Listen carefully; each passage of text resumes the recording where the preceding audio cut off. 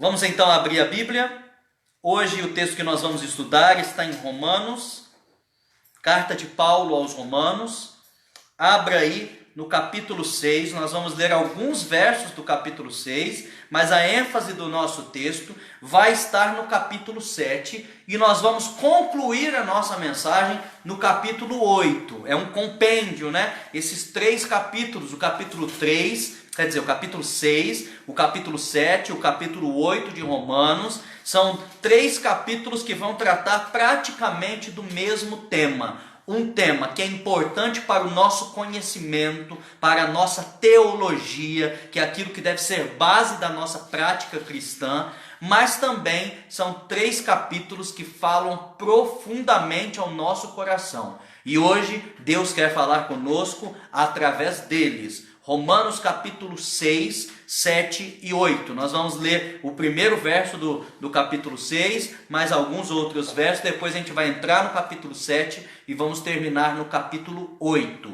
Então agora que todos já abriram a Bíblia, nós vamos fechar os nossos olhos, nós vamos fazer uma oração e clamar ao nosso Deus que Ele direcione a leitura da palavra. Senhor, nosso Deus e Pai, em nome do Senhor Jesus, nós estamos aqui na Tua presença ainda, neste culto de adoração, espalhados por lugares diferentes do Brasil, com um só desejo, que neste momento o Senhor fale ao nosso coração. Pai, nós temos diversos preconceitos em nosso coração, diversos entendimentos a respeito da Tua palavra, que provavelmente não estão corretos, são equivocados, são manchados pelo pecado, pelo nosso egoísmo, pelas coisas erradas que nós aprendemos. Por isso, Pai, nesse momento nós queremos com humildade nos despir de tudo isso e pedir ao Senhor que o Teu Espírito Santo nos dê iluminação, que Ele fale ao nosso coração, que a Tua palavra hoje, mais uma vez, seja viva e eficaz e gere em nós transformação. Em nome de Jesus nós oramos. Amém. Amém, queridos? Romanos capítulo 6, o apóstolo Paulo está falando aí aos romanos, nós vamos ler o verso 1. A palavra diz assim: Que diremos, pois? Permaneceremos no pecado para que seja a graça mais abundante? De modo nenhum. Como viveremos ainda no pecado, nós que para ele morremos? Verso 4 agora. Fomos, pois, sepultados com ele na morte pelo batismo, para que, como Cristo foi ressuscitado dentre os mortos pela glória do Pai, assim também andemos nós em novidade de vida. Continua lá no verso 12 agora, o texto diz assim: Não reine, portanto, o pecado em vosso corpo mortal, de maneira que obedeçais às suas paixões, nem ofereçais cada um os membros do seu corpo ao pecado como instrumentos de iniquidade, mas oferecei-vos a Deus como ressurretos dentre os mortos, e os vossos membros a Deus como instrumentos de justiça. Verso 14 e 15. Porque o pecado não terá domínio sobre vós, pois não estáis debaixo da lei, e sim da graça. E daí? Havemos de pecar porque não estamos debaixo da lei, e sim da graça? De modo nenhum. A gente chega no verso 23, é o verso mais famoso desse compêndio todo, aonde o apóstolo Paulo diz assim: Porque o salário do pecado é a morte, mas o dom gratuito de Deus é a vida eterna em Cristo Jesus, o nosso Senhor. E agora a gente entra no verso 7, no capítulo 7, nós vamos ler a partir do verso 7, é uma leitura longa, mas a palavra de Deus vai falar com a gente por si só. Depois a gente vai pedir a Deus que continue falando, né, através de uma explanação. Que diremos, pois? É a lei pecado? De modo nenhum. Mas eu não teria conhecido o pecado senão por intermédio da lei? Pois não teria eu conhecido a cobiça se a lei não dissera não cobiçarás. Mas o pecado, tomando ocasião pelo mandamento, despertou em mim toda sorte de concupiscência, porque sem lei está morto o pecado. Outrora sem a lei eu vivia, mas sobrevindo o preceito reviveu o pecado e eu morri. E o mandamento que me fora para a vida, verifiquei que este mesmo se me tornou para a morte. Porque o pecado, prevalecendo-se do mandamento, pelo mesmo mandamento, me enganou e me matou. Por conseguinte, a lei é santa e o mandamento santo e justo e bom. Acaso o bom se me tornou em morte? De modo nenhum.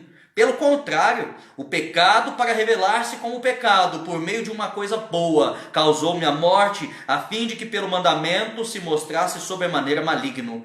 Porque bem sabemos que a lei é espiritual, eu, todavia, sou carnal, vendido à escravidão do pecado. Mantenha a sua Bíblia aberta, daqui a pouco a gente vai continuar de onde a gente parou, nós vamos ler a partir do verso 15 aí no capítulo 7, vamos terminar lá no capítulo 8. Vamos tentar entender um pouquinho. Primeira coisa que eu quero que você entenda é o seguinte, nós não lemos todos os versos aqui de Romanos capítulo 6 e também do capítulo 7, não é porque a gente quer isolar determinados textos bíblicos e desprezar outras verdades que estão aqui escondidas. Não, a gente não está manipulando aqui a palavra de Deus, tá bom, queridos? É porque a leitura já seria longa com tudo que a gente está fazendo. Imagina se a gente fosse ler todo o capítulo. Então, ao concluir esta mensagem, eu convido você a abrir a sua Bíblia em Romanos capítulo 6 novamente e ler o capítulo todo, e o capítulo 7 inteiro também, e quem sabe o 8 também inteiro, para você ter uma total compreensão desta mensagem.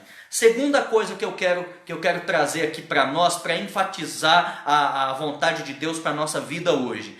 Como que Deus criou Adão e Eva? Adão e Eva, que fique claro, não foram criados pecadores. Adão e Eva foram criados livres. Adão e Eva tinham liberdade plena, coisa que nem eu e nem você temos. Com base no que eu digo isso? Adão e Eva podiam escolher pecar ou não pecar em todas as circunstâncias da vida.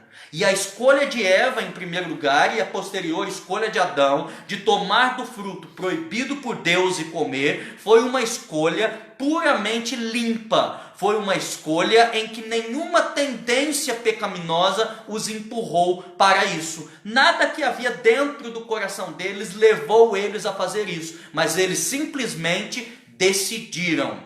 Por que eu estou falando isso? Porque Davi vai dizer para nós lá no Salmo 51, quando ele estava passando uma grande angústia que era baseada em seu pecado, ele havia cometido com Batseba. Ali Davi nos dá um ensinamento teológico poderoso. Que fique claro para você, o livro de Salmos não é um livro que tem como principal objetivo trazer ensinamentos teológicos, mas há sim ensinamentos teológicos e soteriológicos no livro de Salmos. E ali no livro de Salmos, Davi disse assim para nós lá no capítulo 51, eu nasci em pecado, e em pecado me concebeu minha mãe. Aquilo que Davi está falando sobre a situação dele, e essa situação dele daqui a pouco vai ficar mais claro para nós, ela também se encaixa na nossa vida, ela não era realidade para Adão e Eva. Adão e Eva não nasceram em pecado, não foram concebidos em pecado. Pelo contrário, nenhuma mãe pecadora eles tiveram. Eles foram criados pelo próprio Deus. E ao ser criados pelo próprio Deus, a única coisa que habitava em Adão e Eva era a santidade, era a bondade. Não havia nenhuma tendência para o mal. Já quando Davi diz, eu nasci em pecado e em pecado me concebeu minha mãe, Davi está querendo nos ensinar uma realidade acerca do pecado que pouca gente entende, que tem que ver com uma expressão chamada natureza pecaminosa. Segundo Davi, todos nós, após Adão e Eva, desde Abel, Caim e consecutivamente todos os demais seres humanos, nascemos em pecado, somos concebidos em pecado. O que isso quer dizer? Quer dizer que nós já nascemos pecadores. Nós não nascemos 100% livres como Adão e Eva. Nem eu e nem você temos uma opção limpa e clara de negar o pecado. Por quê? Porque o pecado já nasceu dentro de nós. Quer dizer, nós já nascemos com o pecado dentro de nós. Ou seja, somos pecadores por nascimento, somos pecadores por natureza, e nisso nós somos diferentes de 3 personagens bíblicos. Adão, nós já falamos, Eva, nós já falamos, nenhum desses foi concebido em pecado. E por fim, Jesus Cristo, nosso Salvador, no qual não habitava nenhuma tendência pecaminosa, ao qual não tinha nenhuma tendência para o mal. Jesus Cristo também só habitava nele a santidade e a tendência para a bondade, e assim ele pôde escolher viver uma vida toda sem pecado, e provou a nós, quando morreu na cruz do Calvário sem nenhum pecado, que Adão e Eva poderiam ter vivido nessa terra sem pecar. Então, queridos, a primeira lição importante que nós precisamos tirar a respeito desse assunto do apóstolo Paulo aqui em Romanos capítulo 6, 7 e 8 é que existe uma natureza pecaminosa em nós. O pecado é um estado no qual nós fomos gerados. Todos nós nascemos com tendência para o mal. Isso não é difícil de entender. Você tem filhos? Você já conviveu com crianças? Quando a gente convive com criança é mais fácil entender isso. Porque às vezes dentro de casa nós nunca ensinamos as nossas crianças a contar uma mentira.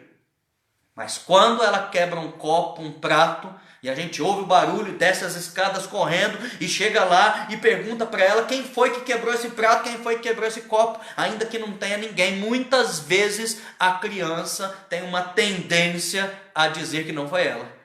Ela mente descaradamente, porque não tem outra possibilidade. E com quem que ela aprendeu essa mentira? Vou dizer para você com toda tranquilidade, ela não aprendeu com ninguém. Isso já nasceu dentro dela. As tendências pecaminosas, inclusive, são passadas de pai para filho, não somente no sentido do estado de pecado, mas no sentido de cada tendência específica. É natural que um pai violento tenha um filho com tendência à violência. É natural que um pai, que uma mãe que é voltada à vida sexual, que tem uma luta com a sexualidade, tenha filhos que tenham lutas com a sexualidade. É natural que pessoas desonestas tenham filhos que sejam desonestos. Isso um pouco por genética e isso também um pouco pela criação, né? Então quer dizer que nós já nascemos com essa tendência para o mal. E como nós nascemos com essa tendência para o mal, a verdade que o apóstolo Paulo disse em Romanos capítulo 6, verso 23,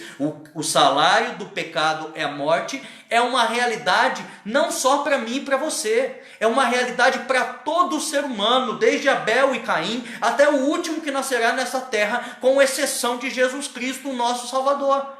Um bebê que nasceu hoje já nasceu pecador, e por ter nascido pecador, com uma natureza que contraria a natureza de Deus, que nos coloca em rebeldia com a vontade do nosso Deus, essa criança, esse bebê já nasceu condenado à morte. Já nasceu contando os seus dias para morrer. É isso que nós fazemos, queridos. Se a gente for parar para pensar, o grande questionamento dos filósofos, por que nós estamos aqui, qual é o nosso objetivo nessa vida, por que nós fomos criados, o grande questionamento deles faz todo sentido. Por quê? Porque sem compreendermos o plano de salvação da palavra de Deus, essa vida é uma vida 100% sem sentido. Nós nascemos aqui para quê? Justamente para morrer. Nascemos aqui para quê? Para contar os dias que nós temos aqui de vida. E alguns têm mais, outros têm menos, mas a velhice vai chegando, e com a velhice a morte vai se tornando uma coisa mais próxima de nós. Isso não quer dizer que a gente só morre na velhice. Tem bebê que morre, tem criança que morre, há um acidente, há uma pandemia, há um câncer, há uma doença grave, há diversos motivos que levam as pessoas a morrer. Mas o fato é que, sem entendermos bem o plano da salvação, essa é uma vida sem sentido. E nesse momento eu quero falar com você que está achando que a tua vida não tem sentido nenhum. Eu quero falar com você que andou questionando nos últimos dias se morrer não seria uma solução para os seus problemas e talvez até para os problemas das pessoas que vivem ao seu redor. Eu quero falar com você que já não vê mais objetivo nessa vida. Em nome de Jesus Cristo, eu quero pedir a você que você dê ouvidos ao que Deus tem a falar com você nesta noite. Porque hoje o Senhor Deus quer mostrar a você que a tua vida sim tem sentido. E mais do que isso, que a tua vida tem valor. Que você é amado, querido e especial. E você pode pensar, mas eu tenho diversos defeitos. Eu sei, queridos, que há momentos em nossa vida que os defeitos do nosso caráter ficam mais evidentes, não somente para os outros, mas para nós mesmos. Às vezes nós nos tornamos insuportáveis para nós mesmos. Às vezes é difícil entender como que nós erramos tanto, como nós falhamos tanto com as pessoas que nós amamos, com o nosso Deus e conosco mesmo. E isso nos leva a pensar que talvez a morte seja a solução. Querido, eu quero dizer a você que a vida é que é solução para você, porque Jesus Cristo morreu na cruz do Calvário para apagar os teus defeitos de caráter, para apagar os teus pecados todos. O desejo de Deus é que você tenha vida e vida em abundância, e talvez você ainda vá sofrer um pouco mais nessa vida, mas logo vem o grande dia em que o Senhor Jesus vai transformar a nossa vida, em que a nossa natureza pecaminosa será arrancada de nós. Nós não teremos mais que conviver com os nossos defeitos, com as nossas falhas, com as nossas tendências pecaminosas. Nenhuma culpa mais haverá em nosso coração, e nós viveremos eternamente felizes, não contando mais os nossos dias para a morte, mas contando os nossos dias para a eternidade. O próximo tema que nós temos que tratar aqui é que o pecado, já ficou claro para nós, ele não é somente uma condição. Mas lá na carta de João, eu vou abrir aqui rapidinho, você não precisa abrir porque eu já vou voltar a Romanos. Lá na primeira carta de João, o apóstolo amado e querido por Jesus Cristo, João nos fala algo muito importante para a nossa compreensão aqui do assunto que nós estamos tratando. Em 1 João, capítulo 3, verso 4, o apóstolo João diz assim: todo aquele que pratica o pecado também transgride a lei, porque o pecado é a transgressão da lei.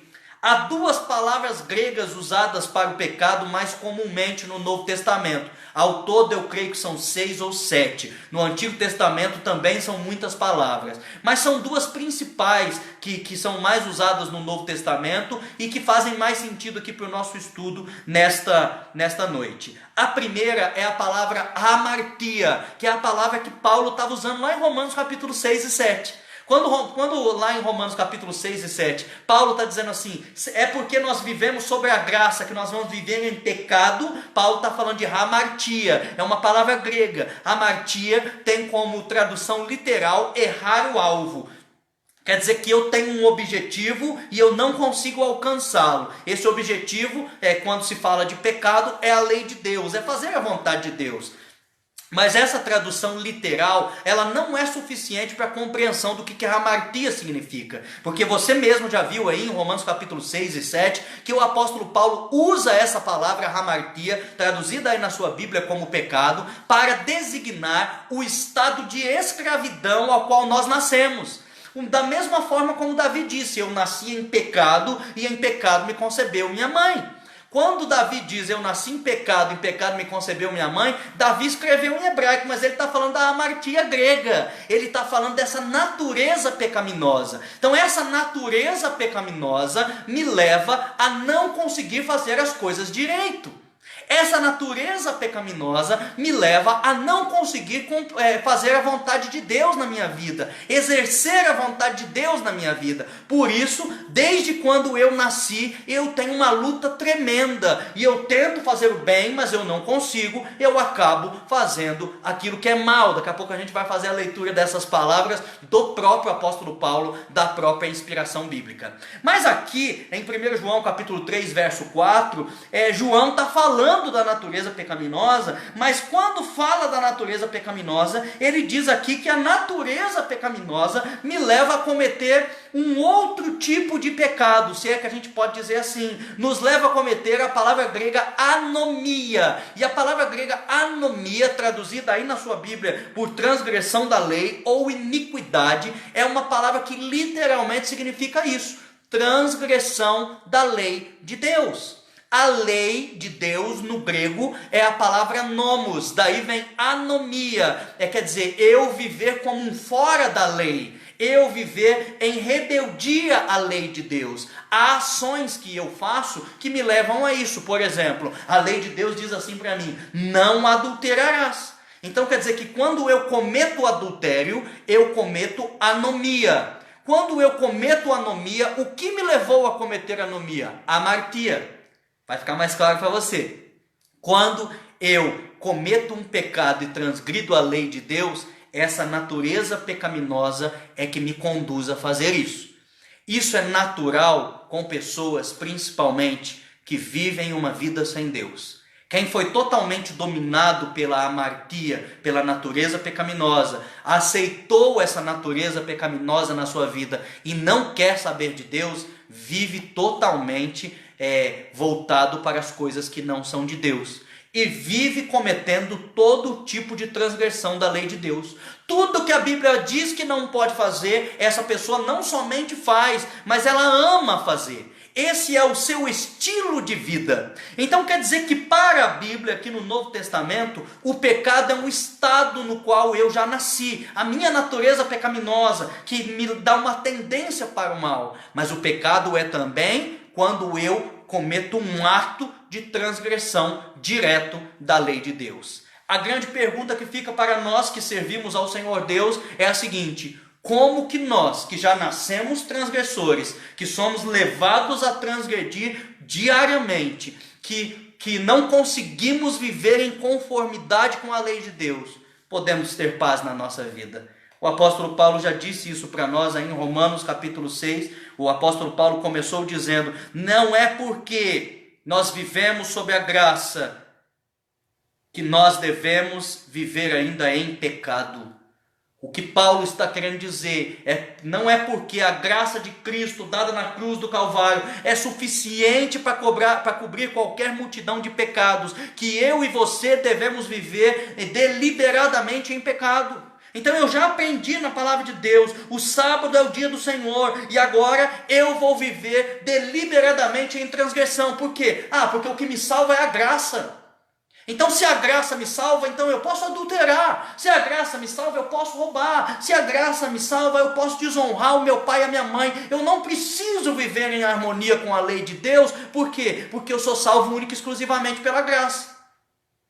Essa é uma mentira que o diabo conta no ouvido de muitas pessoas. Querido, eu quero deixar claro para você, talvez você esteja assistindo a gente, você não é membro da Igreja Adventista, você não conhece a teologia da Igreja Adventista. Quero deixar uma coisa clara para você: os adventistas são acusados por muitas pessoas de outras denominações de acreditar na salvação pelas obras.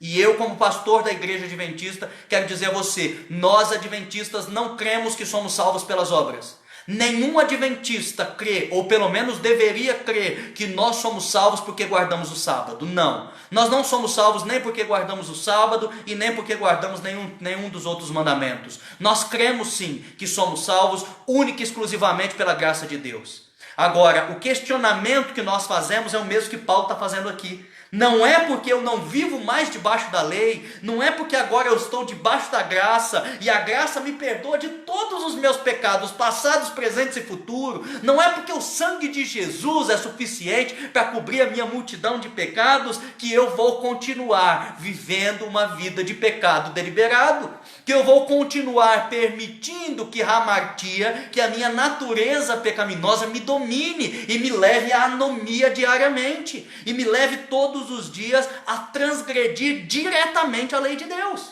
Não, eu agora que encontrei o Senhor Jesus Cristo, eu que fui sepultado com Ele no batismo, aceitei a sua morte e o seu perdão no batismo, agora eu não vivo mais em rebeldia com Deus, a minha rebeldia agora é outra. Eu posso dizer para você que sim, eu sou rebelde como cristão, e sou rebelde por quê? Porque eu vivo hoje em rebeldia à minha natureza pecaminosa. Eu vivo hoje em rebeldia ao pecado. Então você pode perguntar assim: então pastor, quer dizer que hoje você já não peca mais? Não, também não estou dizendo isso, porque ainda não fomos nós totalmente libertos da nossa natureza pecaminosa.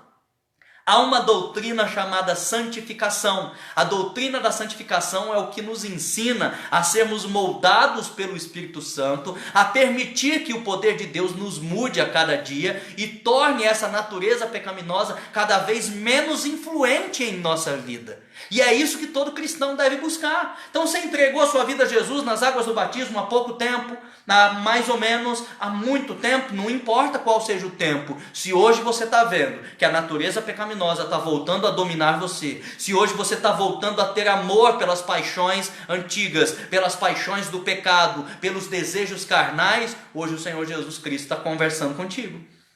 Hoje o Senhor Jesus Cristo está convidando a você a voltar a viver em rebeldia à sua natureza pecaminosa. Então eu nasci em pecado e em pecado me concebeu minha mãe, mas eu não amo isso. Eu odeio ter nascido em pecado. Eu odeio que de vez em quando eu cometa atos que eu nem queria, mas que foi a minha natureza que me levou a isso. Agora não, agora que eu sou salvo por Jesus Cristo, tudo que eu quero é obedecer o Senhor Jesus de todo o meu coração. Tudo que eu quero é viver não mais em anomia, mas agora em conformidade com a nomos, em conformidade com a lei de Deus. Eu que roubava, agora não quero roubar mais. Eu que adulterava, agora eu não amo mais o adultério, não quero mais adulterar. Eu que desonrava pai e mãe, agora eu quero honrar o meu pai e a minha mãe. Eu que não guardava o sábado, eu agora quero guardar. Eu que idolatrava imagens de escultura, agora eu não quero mais adorar imagens de escultura. Eu que tinha outros deuses na minha vida, um político, um partido político, um time de futebol, um artista famoso, uma filosofia, eu não tenho mais esses deuses, agora eu só tenho Deus diante de mim. Eu agora amo a lei de Deus. Eu agora, conforme o apóstolo Paulo está dizendo aí, eu agora tenho prazer na lei de Deus. A lei de Deus é santa, diz o apóstolo Paulo. A lei de Deus é justa, a lei de Deus é boa. É por causa dela que eu conheci que sou pecador. O dia que eu olhei para a lei de Deus, era como se eu estivesse olhando para o espelho. A lei de Deus era o espelho da minha alma, e ao olhar para ela eu percebi tantas falhas de caráter que eu tenho. Notei como a minha natureza pecaminosa me levava a fazer aquilo que não é o correto, e agora eu odeio tudo isso e luto contra tudo isso. Essa é a ideia de Paulo aqui em Romanos capítulo 6 e 7. Eu não me entrego mais ao pecado. Não é porque eu sou salvo única e exclusivamente pela graça que eu vou tornar essa graça mais abundante me entregando totalmente ao pecado, não. O próprio João disse lá na sua primeira carta que aquele que vive em pecado, aquele que é amante, aquele que é praticante do pecado, ele não conheceu a Deus, ele ainda não entendeu a salvação, porque a salvação, além de perdão de pecados, é novidade de vida. Aquele que está em Cristo é uma nova criatura. As coisas antigas se passaram, eis que tudo se fez novo. Por quê? Porque quando o Senhor Jesus Cristo morre na cruz do Calvário, o seu sangue é derramado para pagar sim os meus pecados, mas também para me dar poder para agora viver uma vida cada vez com menos influência da minha natureza pecaminosa. E aí vem as palavras do apóstolo Paulo, com as quais muitos se identificam. Eu particularmente sempre me identifiquei, aí a partir do verso 15, no capítulo 7, ele diz assim: porque nem mesmo compreendo o meu próprio modo de agir, pois não faço o que prefiro, e sim o que detesto. Ora, se faço o que não quero, consinto com a lei que é boa. O que Paulo está dizendo? Olha, se os pecados que eu cometo eu não amo mais, se eu agora os odeio, quer dizer que agora eu amo a lei de Deus. Neste caso, quem faz isso já não sou eu, mas o pecado que habita em mim, a hamartia, a natureza pecaminosa é que me leva de vez em quando a cometer pecados, ainda que eu não seja mais totalmente influenciado por ela, ainda que eu não seja mais totalmente dominado por ela, ela ainda habita em mim, ela ainda está aqui dentro, ela ainda me leva a desobedecer a Deus de vez em quando. Só que todas as vezes que isso acontece, queridos, eu não tenho mais prazer. Todas as vezes que isso acontece, eu me entristeço profundamente, eu fico magoado porque eu não amo mais o pecado, agora eu amo a vontade de Deus, a lei de Deus para a minha vida. Porque eu sei que em mim, isto é, na minha carne, não habita bem nenhum, pois o querer o bem está em mim, não porém o efetuá-lo. Porque não faço o bem que prefiro, mas o mal que não quero, esse faço. Mas se eu faço o que não quero, já não sou eu quem o faz, e sim o pecado que habita em mim. Então, ao querer fazer o bem, eu encontro a lei de que o mal reside em mim. Essa lei que o apóstolo Paulo está dizendo aqui, essa lei que define que o mal reside em mim, é a mesma lei que Davi falou lá no Salmo 51. A lei da natureza pecaminosa. A lei que passou a ter vigência neste mundo a partir do pecado de Adão e Eva. A partir de Adão e Eva, quando Adão e Eva se tornam pecadores, todos os seus filhos e descendentes nascem pecadores nessa terra. Isso é lei. Ninguém nasce santo, ninguém nasce justo, não há um justo sequer sobre a terra. Todos são 100% carentes da graça de Deus. Daí, essa ideia, existe uma lei, diz o apóstolo Paulo, a lei de que o mal habita em mim. E aí você pode dizer, pastor, mas eu entreguei a minha vida a Jesus, eu jejuo, pastor, eu oro, pastor, eu leio a Bíblia, pastor, eu me esforço. Eu quero dizer para você, ainda assim, o mal habita em você. Ainda assim, você tem que se esforçar muito para fazer o bem. Por quê? Porque o bem não é natural para você. O natural é fazermos aquilo que é errado. É antinatural fazer o bem. Eu diria uma outra palavra melhor. É sobrenatural fazer o bem. Fazer o bem é obra do Espírito Santo de Deus na nossa vida. E eu digo isso por quê? Porque o pecador não pode fazer o bem por si só. O pecador é dependente da obra de Deus para que possa fazer o bem. Você pode dizer, pastor, eu conheço pessoas que fazem o bem e não são cristãs. É sob influência do Espírito Santo que elas fazem isso. Pastor, mas como que o Espírito Santo vai influenciar alguém que não é cristão? O Espírito Santo está na terra, queridos, tentando convencer a todos do arrependimento, da justiça, do juízo, tentando convencer todos a fazer a vontade de Deus. Às vezes uma pessoa ou outra dá espaço. Agora nós que somos servos de Deus, nós não podemos dar espaço ao Espírito Santo uma vez ou outra. A nossa vida deve ser uma vida de espaço ao Espírito Santo. Diariamente nós devemos nos submeter ao Espírito Santo de Deus. Para quê? Para que ele diminua a influência da natureza pecaminosa em nós, de forma que nós não venhamos a viver uma vida de transgressão da lei de Deus mais. Então eu vou transgredir a lei de Deus? Vou, porque a minha natureza pecaminosa de vez em quando vai me levar a isso. Mas quando ela me levar a isso, imediatamente eu vou me entristecer, imediatamente eu vou me arrepender, imediatamente eu vou me prostrar diante de Cristo e vou pedir que Ele renove a sua misericórdia na minha vida e vou passar agora a me esforçar mais contra essa natureza pecaminosa. Vou passar a me esforçar agora mais contra essa tendência maligna que eu tenho dentro de mim. Eu creio que estava no verso 22, porque no tocante ao homem interior, tenho prazer na lei de Deus. Querido, você que serve a Deus em outra denominação, que não é a igreja adventista, nosso sonho não é que você seja adventista com a gente ficaria muito feliz, mas não é essa a ideia. O nosso sonho é que você compreenda isso. Infelizmente, alguns cristãos de outras denominações ensinam errado, ensinam que a lei de Deus deve ser pisada, ensinam que a lei de Deus foi abolida por Jesus Cristo. Olha o que Paulo está falando aí. Paulo está falando que ele tem prazer na lei de Deus, e é esse o convite do Espírito Santo para você hoje. Não acredite nas palavras do pastor Mateus. Eu já disse a você, leia Romanos capítulo 6, 7 e 8. O que Paulo está aí falando da lei? Paulo já disse, nós havemos de pecar porque não estamos debaixo da lei e sim da graça? De modo nenhum. Depois Paulo falou, é a lei pecado? De modo nenhum. E depois Paulo falou assim, a lei é santa, o mandamento é santo, é justo e é bom. Acaso bom se me tornou em morte? De modo nenhum. E agora o apóstolo Paulo está falando, tenho prazer na lei de Deus. É isso, queridos, que nós adventistas queremos viver. Essa é a diferença da nossa vida cristã. Nós queremos ter prazer na lei de Deus. Nós não queremos mais viver uma vida de prazer com o pecado. Nós queremos ter prazer na lei do Senhor Deus. Por isso a gente se esforça para obedecer. Nenhum adventista se esforça ou deveria fazê-lo para obedecer à lei, para ser salvo. Não, porque não é a obediência que vai me salvar, mesmo porque se eu dependesse da obediência para ser salvo, eu já estaria totalmente perdido. Afinal, o mal habita em mim e me leva a desobedecer de tempos em tempos. O fato é que eu sou salvo única e exclusivamente por Jesus Cristo, o meu Salvador, que morreu na cruz do Calvário e derramou o seu sangue para pagar toda a minha desobediência e também a minha tendência maligna, a minha natureza pecaminosa. Mas, ainda assim, eu quero ter prazer na lei do meu Deus agora que sou salvo.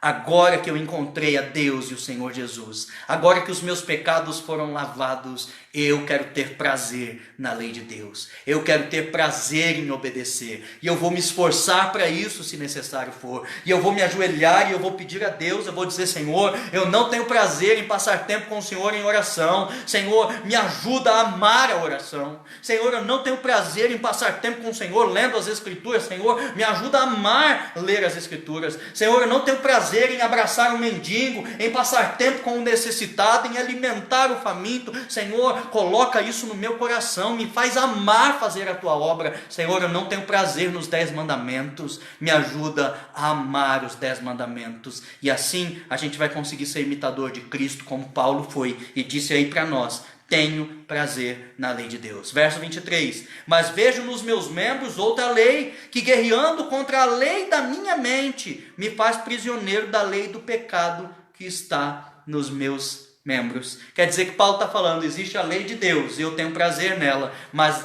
dentro do meu coração, na minha mente, existe outra lei, a lei da hamartia, a lei da natureza pecaminosa, a lei de que o pecado habita em mim. Então, eu vivo em uma grande batalha, eu vivo em um grande conflito. A minha mente, o meu coração, o meu corpo, a minha vida é um campo de batalha entre a minha tendência pecaminosa e a vontade de Deus. Então, de tempos em tempos, a vontade de Deus vence essa batalha, e eu consigo, e eu fico feliz por isso. Mas de tempos em tempos, a minha natureza pecaminosa me vence, e eu estou falando com você que foi vencido pela sua natureza pecaminosa hoje. E eu estou falando com você que foi vencido pela sua natureza pecaminosa nos últimos dias. Você que é servo de Deus, batizado nas águas e andou caindo em pecado, e andou encontrando prazer no pecado e nas suas tendências pecaminosas. Querido, hoje Jesus está chamando você. Arrependa-se dos seus pecados, chore pelos seus pecados, peça perdão ao Senhor Jesus. Ele vai perdoar você, Ele vai receber você de volta, mas peça hoje ao Senhor Jesus também que você tenha prazer na lei de Deus. E em nome de Jesus eu quero dizer a você: pare de se sentir culpado. Em nome de Jesus eu quero lembrar você, não são as suas obras que te salvam. O que te salva é a morte de Jesus na cruz do Calvário. Ela é suficiente. Se você crê nisso, hoje todos os seus pecados sairão das suas costas e do seu coração. Hoje você vai voltar a viver de maneira leve, sem os fardos do pecado, e vai abraçar a Cristo e vai voltar a ter prazer na lei dele. E o texto diz assim: desventurado homem que sou, estou no verso 24, quem me livrará do corpo desta morte?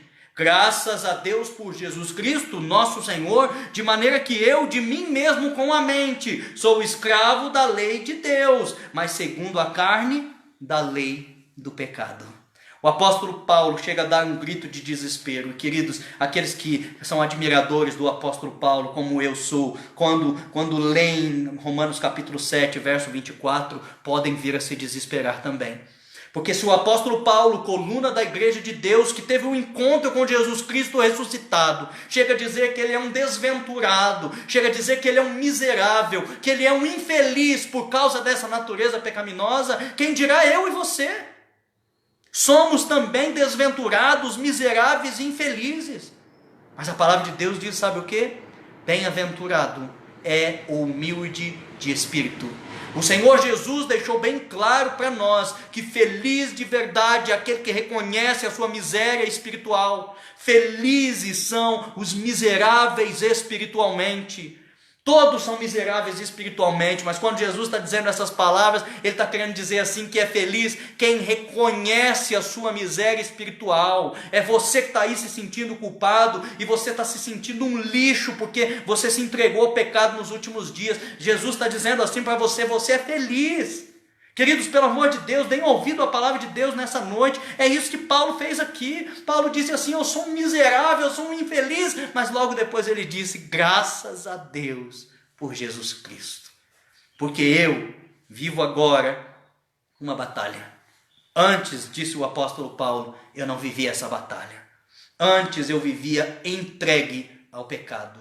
Agora que eu me entreguei ao Senhor Jesus, eu levantei uma rebeldia, eu levantei um conflito contra a minha natureza pecaminosa, contra as tendências pecaminosas que eu tenho. Agora é muito difícil viver, é quase uma vida de infelicidade viver em meio a essa batalha, mas graças a Deus por Jesus Cristo, porque é por Jesus que eu vivo hoje essa batalha. Se não fosse por Jesus, eu estaria ainda vivendo totalmente entregue ao pecado e eu não teria esperança nessa vida. E a minha vida seria uma vida totalmente sem sentido. Eu teria nascido nesse mundo para quê? Simplesmente para morrer, simplesmente para lutar pela sobrevivência, pelo maior tempo possível, até que não daria mais tempo e eu viria a morrer. Mas queridos, graças a Deus por Jesus Cristo, de modo que a tua vida tem sentido, de modo que você é amado por Deus, de modo que você é escolhido do Senhor Jesus Cristo, de modo que a tua vida tem muito valor. E o sentido da tua vida hoje é o quê? É viver essa batalha, é viver esse conflito, tentando ser apaixonado pelas coisas de Deus e pela obra de Deus até o último dia da sua vida. Sabe por quê? Porque a palavra de Deus diz que naquele grande último dia, quando o Senhor Jesus Cristo voltar, ao ressoar da última trombeta, os mortos em Cristo ressuscitarão primeiro e depois nós, os vivos, seremos arrebatados e nos juntaremos a Ele. E a palavra de Deus diz que tanto mortos quanto vivos, todos os salvos em Cristo Jesus serão transformados, terão a sua natureza pecaminosa arrancada de si, a sua tendência para o mal será totalmente retirada de você, você será 100% liberto e voltará a viver de maneira plenamente livre, como Adão e Eva viveram. Agora as nossas tendências não serão mais para o mal, agora a gente já não vai mais precisar se esforçar para fazer o bem. Agora o bem vai habitar em nós, ele vai fazer parte da nossa natureza. A santidade, o amor a Deus, a prática das boas obras vai ser parte da nossa natureza. É para isso que nós vivemos, esse é o sentido da nossa vida. Nós vivemos para nos encontrarmos com Cristo e termos a nossa natureza pecaminosa arrancada de nós, para que nós nunca mais venhamos a transgredir a lei de Deus. Até lá, disse João, estas coisas vos digo para que não pequeis. Todavia, se alguém pecar, temos um advogado junto ao Pai, Jesus Cristo, o justo. Quer dizer que o Senhor Jesus nos chama para a prática das boas obras, mas quando a gente cometer as más obras, nós temos um advogado, nós temos paz em Cristo Jesus, porque Ele é nosso advogado e é também o nosso juiz, que já nos deu a vitória, que já deu a vitória sobre o pecado a todo aquele que crê nele de todo o seu coração. E o último verso desta noite, Romanos capítulo 8, verso 1, agora, pois, já nenhuma condenação há para os que estão em Cristo Jesus. Paulo deu um grito de desespero, ele disse, eu sou um miserável, eu sou um desgraçado, eu sou um infeliz por causa da minha natureza pecaminosa, mas logo depois ele disse, graças a Deus por Jesus Cristo, e terminou dizendo que, agora pois, nenhuma condenação há para aquele que está em Cristo Jesus. Queridos, o grande segredo da vida cristã é permanecer em Cristo Jesus. O grande segredo da vida cristã é amar o Senhor Jesus com todo o seu coração, com toda a sua alma e com todo o seu entendimento. Aqueles que permanecem em Cristo Jesus, ainda que possam continuar a ser chamados pecadores, ainda que haja um pouco de mal dentro do seu coração, ainda que de tempos em tempos transgridam a lei de Deus, não há condenação sobre eles, porque tudo foi pago na cruz do Calvário. A minha graça te basta, disse o Senhor Jesus Cristo. Aqueles que se entregam ao Senhor Jesus de coração, de tempos em tempos serão vencidos pela sua natureza pecaminosa, mas todas as vezes podem confiar que tem um advogado junto ao Pai, Jesus Cristo, o justo. Hoje eu quero convidar você, que ainda não serve o Senhor Jesus, a se tornar um amante da lei de Deus, a se tornar um amante das coisas de Deus, a passar a odiar os seus defeitos de caráter, os seus pecados e a sua natureza pecaminosa, a receber o perdão do Senhor Jesus Cristo e a se preparar para o batismo, para que a partir de então você possa ser uma nova criatura. Hoje eu quero convidar você que já foi batizado nas águas e caiu em pecado nos últimos dias, a mais uma vez se prostrar diante de Cristo e aceitar a sua graça e a crer que nenhuma condenação há para aquele que está em Cristo Jesus. Se em algum momento você deixou de estar em Cristo Jesus, eu estou convidando você a retornar. Eu estou convidando você hoje, mais uma vez, a estar em Cristo Jesus, a ter prazer na sua lei, a ter todos os teus pecados perdoados e principalmente a ter a certeza da tua salvação. Hoje eu quero convidar você, que é servo do Senhor Jesus Cristo de todo o seu coração, a se manter firme e forte, batalhando contra a sua natureza pecaminosa, batalhando contra a transgressão da lei de Deus, até o grande dia em que todos nós seremos transformados, e essa batalha terminará para sempre. nós seremos vitoriosos. Quer você fazer uma dessas coisas? Quer você hoje, mais uma vez, entregar a sua vida ao Senhor Jesus? Quer você hoje, pela primeira vez, entregar a sua vida a Jesus? Quer você hoje confirmar que quer estar com Cristo até o grande dia da sua volta? Então feche os seus olhos comigo e nós vamos orar. Senhor nosso Deus, nosso Pai amado, louvado e engrandecido seja o teu nome. Porque a tua palavra, Pai, ela parece difícil de ser entendida. Mas quando a gente estuda com humildade e com a direção do teu Espírito Santo, o Senhor fala poderosamente ao nosso coração.